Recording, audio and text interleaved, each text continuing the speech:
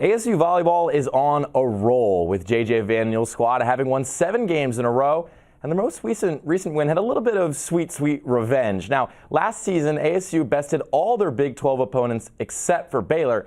So, Andrew, what stood out the most about the Sun Devils' get-back win on Wednesday against the number 16 Bears? Yeah, so what stood out the most really was how Arizona State remained in control throughout such a competitive match against the ranked Baylor Bears. I mean, you look at the final score, it was 3-0 favoring ASU. Nevertheless, all 3 sets were determined by just 2 points. And despite how close the match really was, I did say ASU was in control nevertheless. With that being said, of the 186 total points scored, Baylor had the lead for only 16 of them. That's 8.6%. So despite the fact that ASU went in there going into a tough match, it was a ranked conference victory for the Sun Devils with just a little bit of payback.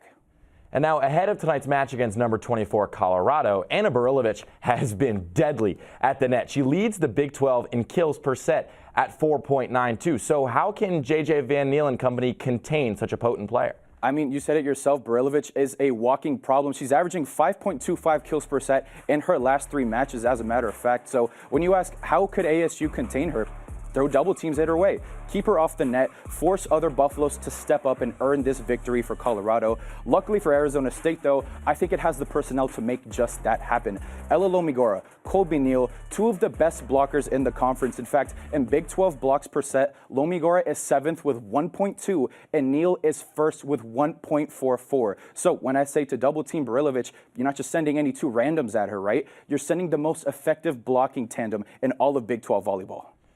So, Andrew, let's zoom out a little bit here. Arizona State and Colorado are the 2 highest ranking teams in the Big 12. So in a match tonight that has a lot of implications, what could those potentially look like should ASU come out on top? Absolutely. First thing to consider, obviously, I would say Arizona State has a series of streaks it wants to keep alive. 7 consecutive victories, as you mentioned. Hasn't lost a game at home since December 7th of last year and is on a 20-match win streak versus the conference, which is the 4th longest active such streak in all of D1 volleyball. Nevertheless, Colorado is a tough opponent because outside of ASU, it hinders opponent hitting percentage the most in the Big 12. Now look, these 2 Titans are facing off against each other tonight, and one of them has to fall. Both of these teams are building momentum for the Big 12 championship, the national championship, and I would argue that ASU would love to make this its 2nd ranked conference victory of the week. ASU goes for its 8th consecutive win at home against the Buffaloes this weekend.